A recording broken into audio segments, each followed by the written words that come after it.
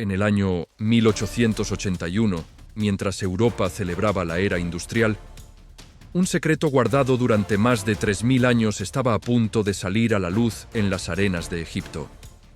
Un secreto tan valioso que había sobrevivido a imperios, conquistas y siglos de codicia.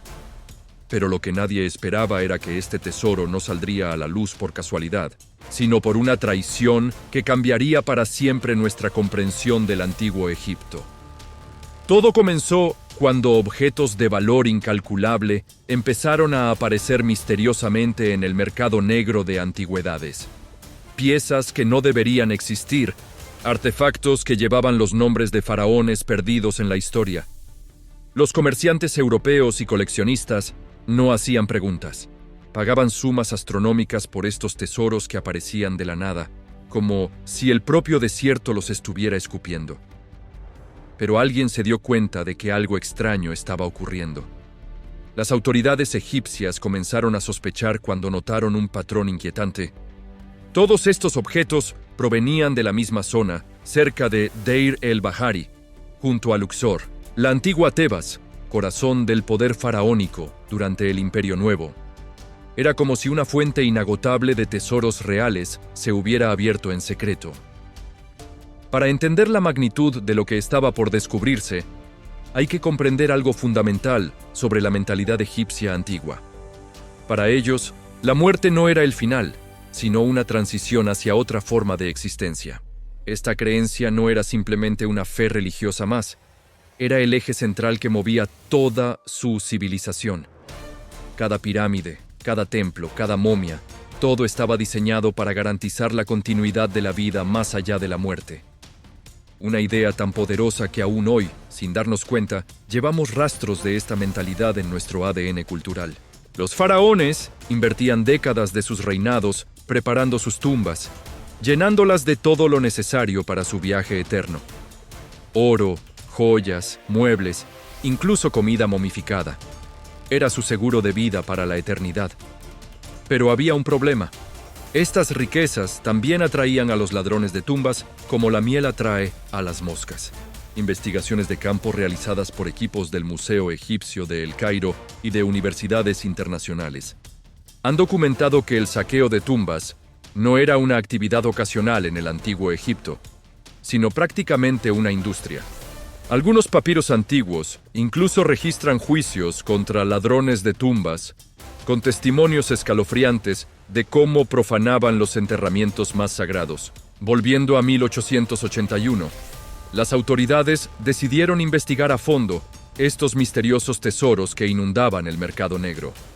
Sus sospechas se centraron en una familia local de la zona de Kurna, los Abd el-Rasul, conocidos por su, digamos, flexible moral respecto a las antigüedades. Los interrogatorios comenzaron, pero esta no era una investigación cualquiera. Las técnicas de interrogatorio de la época no se andaban con delicadezas. Ahmed Abd el-Rasul, uno de los hermanos de la familia, fue sometido a presiones cada vez más intensas. Durante días, las autoridades lo interrogaron sin descanso. Él negaba todo, mantenía la compostura, protegía el secreto familiar con una determinación férrea. Pero los secretos, por muy bien guardados que estén, tienden a ser demasiado pesados para una sola persona. La presión se intensificó, no solo sobre Ahmed, sino sobre toda la familia. Las autoridades sabían que estaban cerca de algo grande, algo que podía cambiar la historia de la egiptología para siempre. Los interrogatorios se volvieron más frecuentes, más intensos. La vida de los Abd el-Rasul se convirtió en un infierno de sospechas y vigilancia constante.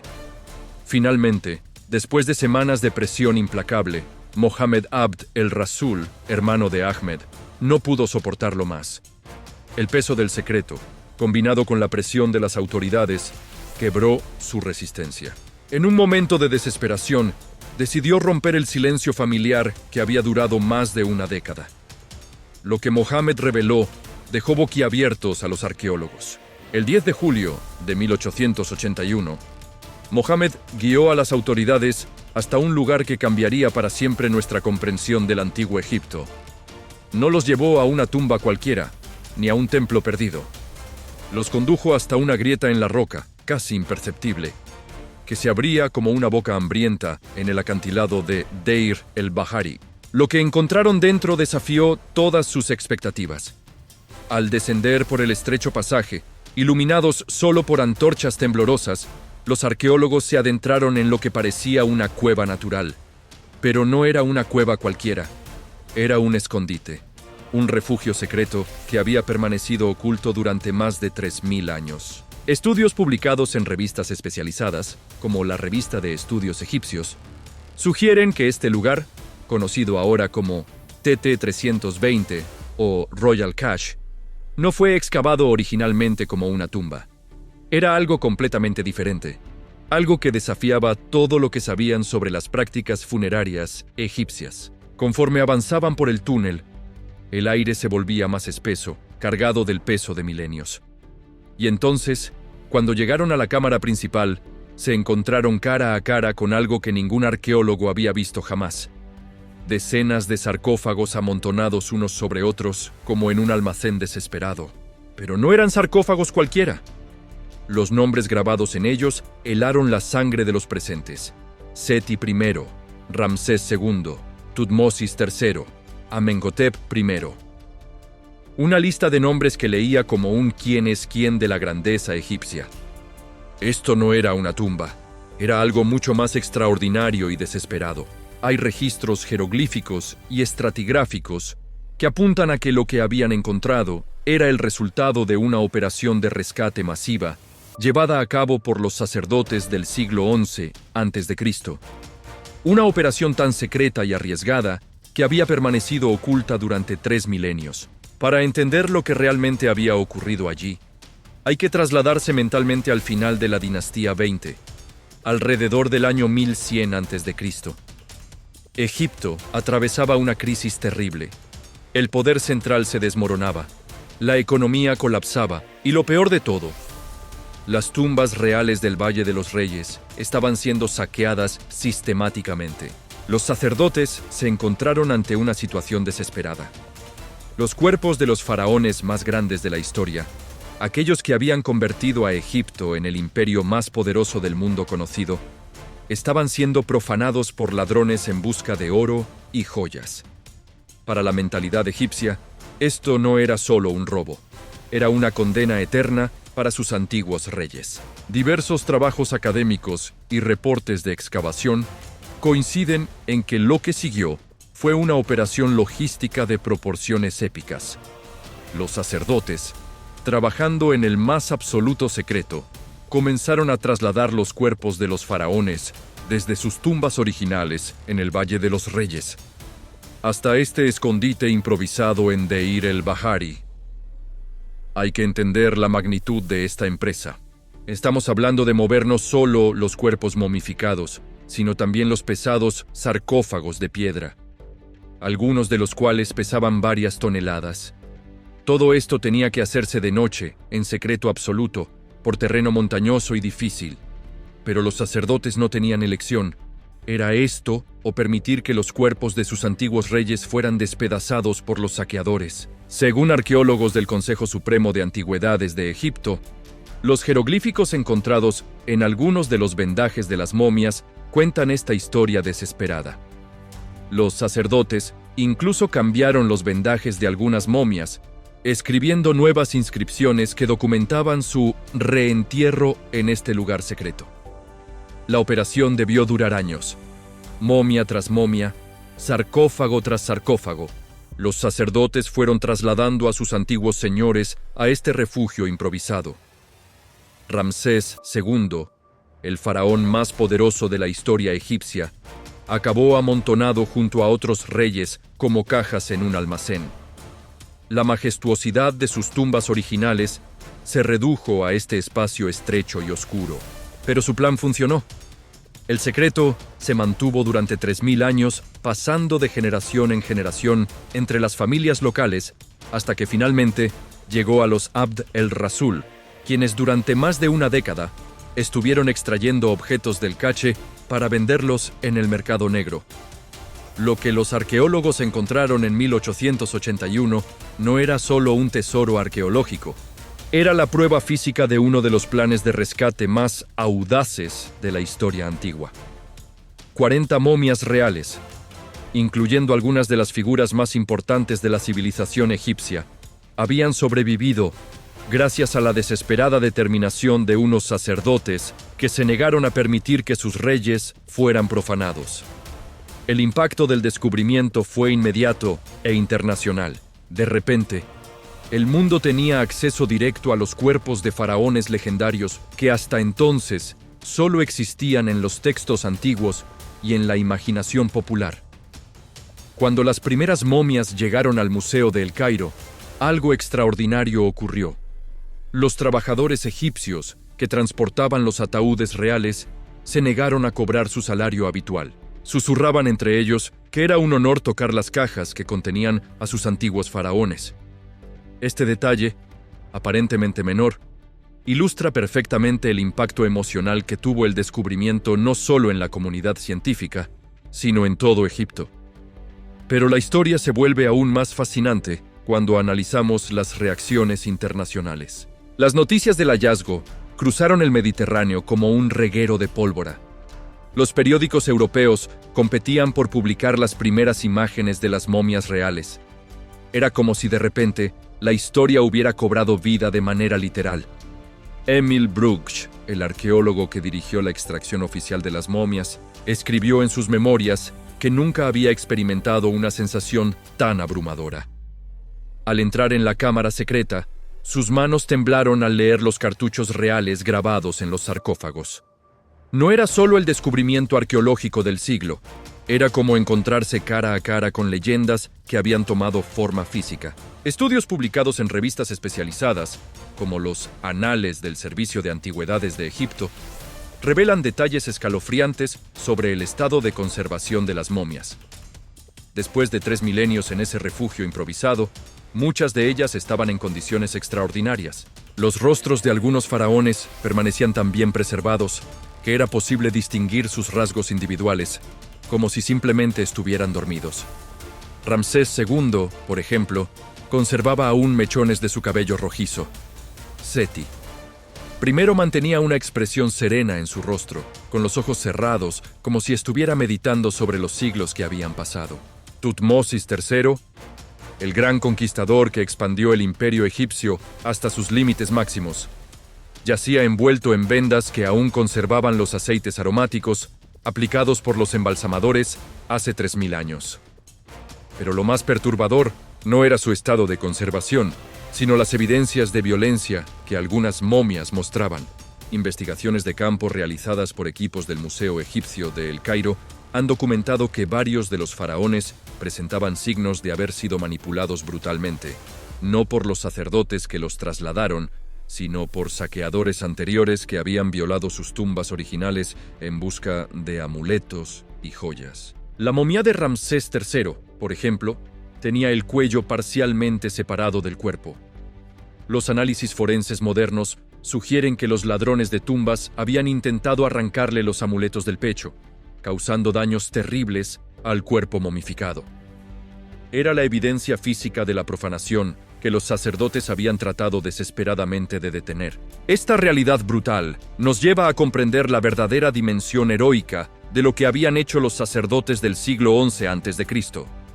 No solo habían salvado los cuerpos de sus reyes, los habían rescatado de una violación sistemática que habría destruido para siempre estos testimonios únicos de la grandeza egipcia. Según arqueólogos del Consejo Supremo de Antigüedades de Egipto, el proceso de identificación de las momias fue una aventura detectivesca fascinante.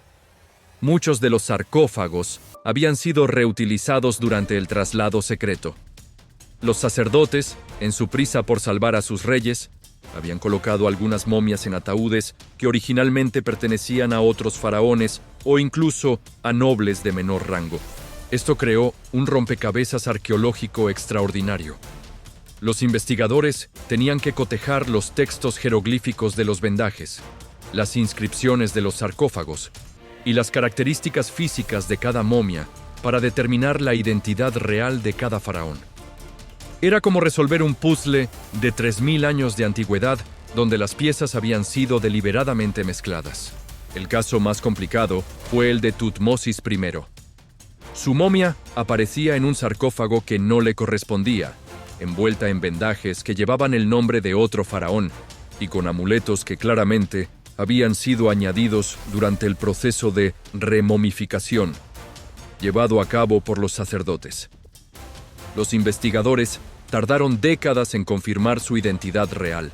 Diversos trabajos académicos coinciden en que este descubrimiento cambió por completo la metodología de la egiptología. Antes de 1881, los arqueólogos se centraban principalmente en los tesoros y los objetos artísticos. Después del hallazgo del Royal Cache, se dieron cuenta de que las momias mismas eran fuentes de información mucho más valiosas que cualquier tesoro. Los cuerpos momificados podían revelar detalles sobre la salud, la dieta, las enfermedades e incluso las causas de muerte de los antiguos gobernantes. Era como tener acceso directo a la biografía médica de los faraones más importantes de la historia. Los análisis médicos revelaron detalles fascinantes y a veces perturbadores. Ramsés II, que vivió más de 90 años, mostraba signos de artritis severa y problemas dentales graves.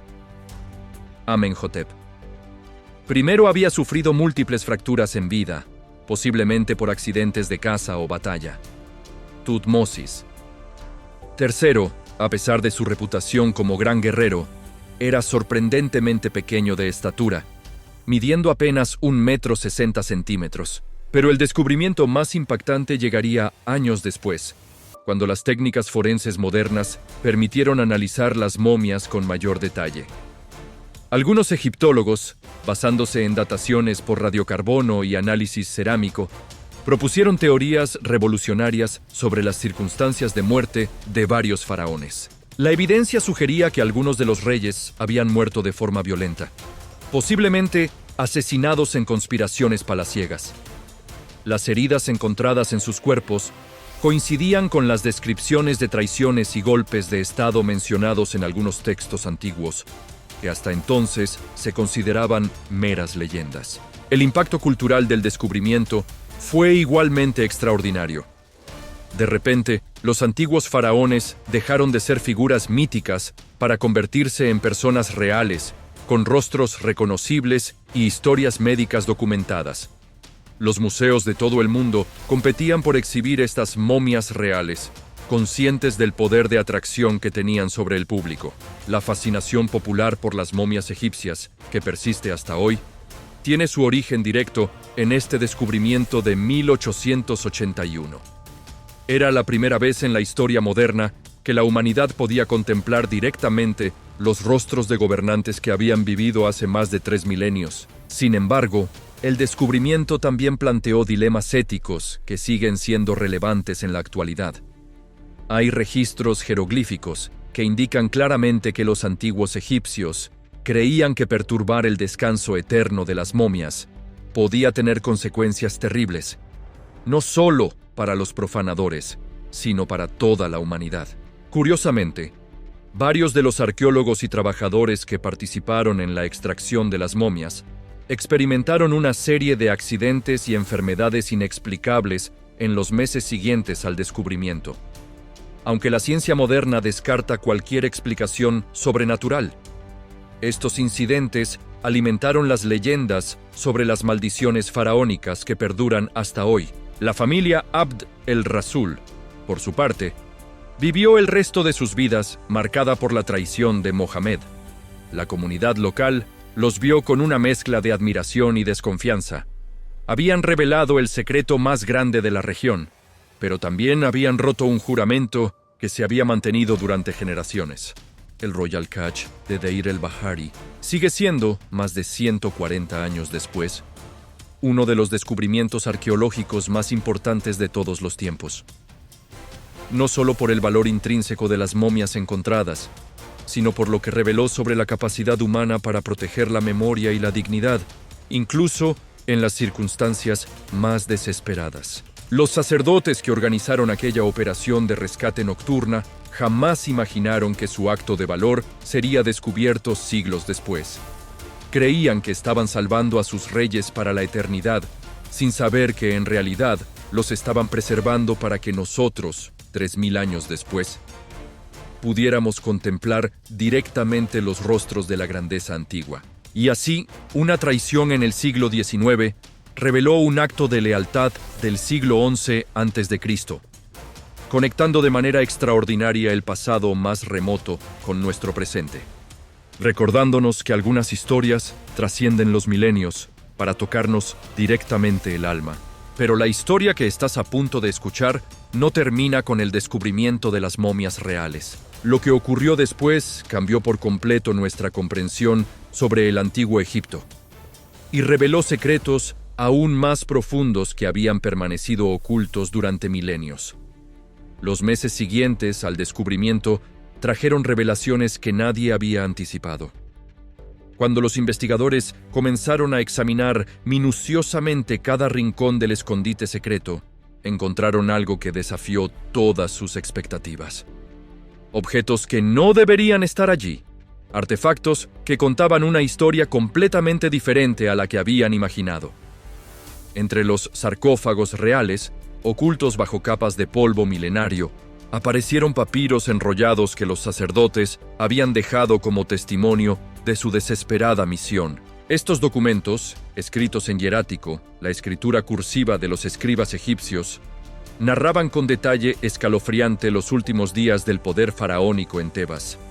Según arqueólogos del Consejo Supremo de Antigüedades de Egipto, uno de estos papiros describía cómo los ladrones de tumbas no trabajaban solos, sino que formaban parte de una red organizada que incluía funcionarios corruptos, guardias sobornados e incluso algunos sacerdotes que habían traicionado sus juramentos sagrados. El papiro más perturbador de todos relataba cómo los saqueadores habían llegado a profanar la tumba de Ramsés II en plena noche, destruyendo sistemáticamente todo lo que encontraron a su paso. Los sacerdotes leales habían llegado al amanecer siguiente para encontrar el cuerpo del gran faraón tirado en el suelo, como un muñeco roto, despojado de sus amuletos protectores y con las vendas desgarradas. Esta descripción coincidía perfectamente con el estado en que se encontró la momia de Ramsés II en el cache secreto, con evidencias claras de haber sido reenvuelta apresuradamente por manos temblorosas que trataban de devolverle algo de dignidad a su señor profanado. Pero había algo más inquietante en estos documentos. Los papiros revelaban que la operación de rescate no había sido planificada con antelación, sino que había sido una reacción desesperada ante una crisis que se había intensificado de manera súbita y terrible.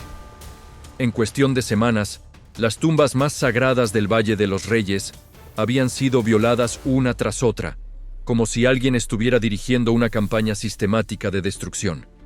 Investigaciones de campo, realizadas por equipos del Museo Egipcio de El Cairo, han documentado que los sacerdotes habían trabajado en turnos de 24 horas para salvar a sus reyes. Los jeroglíficos describen cómo algunos de ellos colapsaron por el agotamiento, otros enfermaron por el estrés, y varios murieron durante el transporte de los pesados sarcófagos por los senderos rocosos.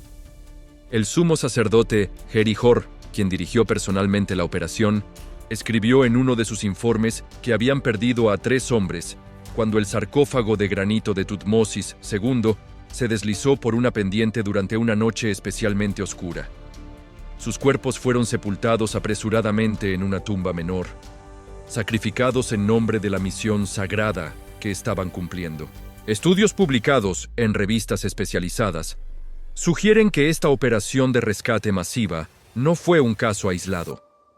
Los arqueólogos han encontrado evidencias de cache similares en otras regiones de Egipto, aunque ninguno tan espectacular como el de Deir el-Bahari.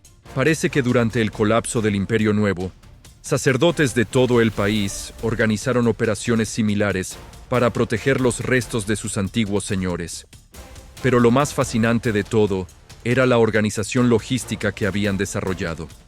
Los papiros revelaban que los sacerdotes habían creado un sistema de códigos y contraseñas para comunicarse entre ellos sin alertar a los saqueadores. Utilizaban nombres en clave para referirse a cada faraón y habían establecido rutas secretas para el transporte nocturno. Ramsés II era conocido en sus códigos como el León de Memphis, Seti I como el Guardián del Norte y Tutmosis III como el Conquistador Silencioso.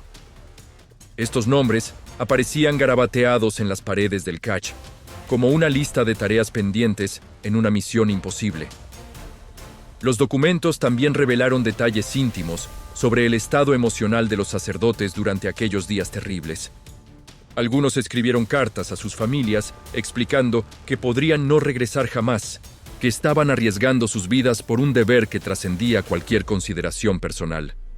Un sacerdote llamado Amenemheb escribió a su esposa: «Si los dioses me llevan antes de completar esta tarea, sepan que morí protegiendo a quienes nos protegieron en vida».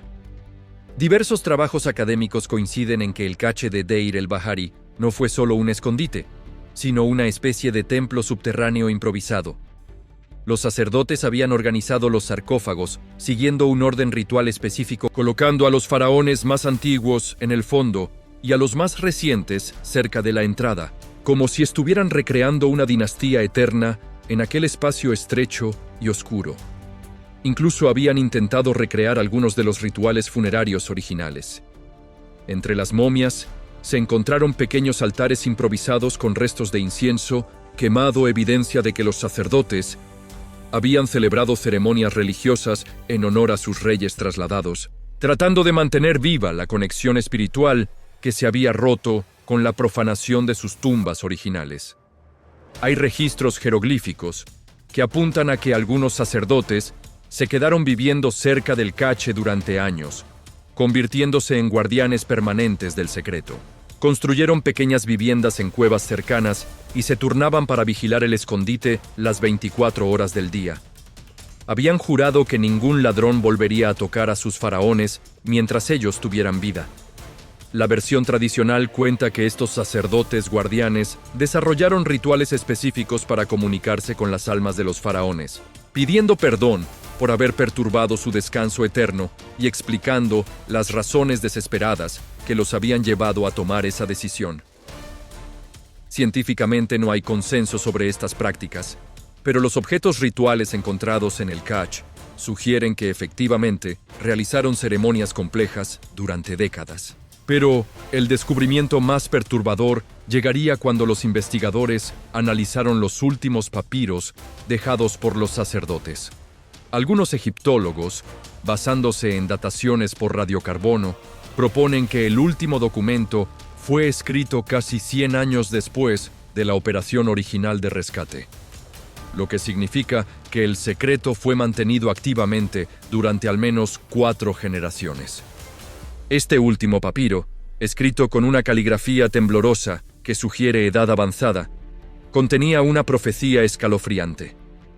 El anciano sacerdote que lo escribió predecía que algún día, cuando Egipto hubiera recuperado su grandeza, los faraones ocultos regresarían para reclamar su lugar en el mundo de los vivos. La profecía decía textualmente: «Cuando los hijos de nuestros hijos hayan olvidado nuestros nombres, cuando las arenas hayan cubierto nuestros templos y extranjeros caminen por nuestras tierras sagradas, entonces los grandes reyes despertarán de su sueño forzado y volverán para restaurar el orden que una vez conocimos». Investigaciones recientes han revelado que esta profecía circuló durante siglos entre las familias que conocían la ubicación del cache. Los Abd el-Rasul no solo sabían dónde estaban las momias reales, sino que habían heredado también estas predicciones ancestrales que prometían consecuencias terribles para quienes revelaran el secreto antes del momento destinado. Mohammed Abd el-Rasul, el hermano que finalmente traicionó el juramento familiar, confesó años después que había sufrido pesadillas durante meses antes de decidirse a revelar la ubicación del cache. En sus sueños, según contó, veía a los faraones levantándose de sus sarcófagos para acusarlo de romper un pacto sagrado que había protegido sus cuerpos durante 3 milenios. Estas revelaciones añadieron una dimensión completamente nueva al descubrimiento. No era solo un hallazgo arqueológico extraordinario, sino la culminación de una profecía antigua que había estado esperando el momento preciso para cumplirse. Los investigadores se dieron cuenta de que habían sido parte de algo mucho más grande que una simple excavación científica. El impacto psicológico en los arqueólogos fue profundo. Emil Brugsch escribió en sus memorias personales que nunca pudo olvidar la sensación de estar cumpliendo un destino escrito por manos que habían muerto hace 30 siglos. Era como si el pasado hubiera tendido una trampa perfecta para el futuro, utilizando la codicia humana como catalizador para un plan que había estado esperando pacientemente durante milenios.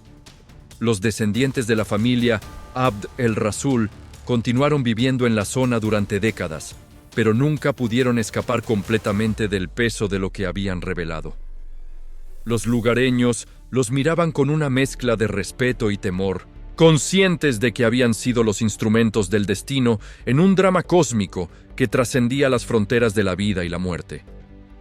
Y mientras las momias reales fueron trasladadas a museos y exhibidas ante millones de visitantes de todo el mundo, el cache vacío de Deir el-Bahari siguió siendo visitado por peregrinos locales, que dejaban pequeñas ofrendas en honor a los sacerdotes anónimos que habían sacrificado todo por proteger a sus antiguos reyes. Porque al final, lo que realmente habían descubierto no eran solo momias de faraones legendarios, sino la prueba tangible de que el amor y la lealtad pueden trascender la muerte misma, creando legados que perduran milenios y tocan las vidas de personas que ni siquiera podían imaginar cuando tomaron sus decisiones desesperadas en las noches más oscuras de la historia antigua. La última inscripción encontrada en el cache, grabada toscamente en la pared rocosa con letras casi imperceptibles, simplemente decía: «Lo que se oculta por amor, algún día será revelado por amor». Y tal vez después de todo, esa fue la verdadera profecía que se cumplió en 1881, cuando una traición motivada por la supervivencia reveló al mundo un acto de devoción que había esperado 3000 años para ser comprendido en toda su magnitud heroica.